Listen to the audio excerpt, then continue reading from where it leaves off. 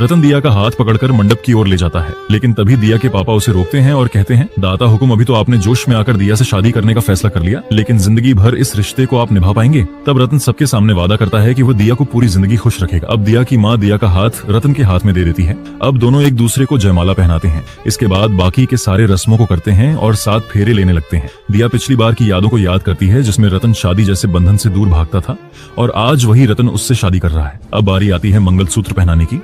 इसके बाद रतन फिर से दिया की मांग में सिंदूर भरता है। दिया के माता पिता तो खुश थे, लेकिन घर के सारे लोग बिल्कुल भी नहीं चाहते थे कि दिया केसर महल में वापस आए। शादी संपन्न होने के बाद पंडित जी कहते हैं कि अपनों से बड़ों का आशीर्वाद ले लीजिए। रतन दिया के ही पैर छूने लगता है। यह देखकर सब लोग उसका और दिया का मजाक बनाते हैं। दोनों एक एक करके सारे घर वालों का आशीर्वाद लेते हैं। सबसे पहले छोटी ठाकुरानी, फिर काकूसा और फिर दिया के माता पिता।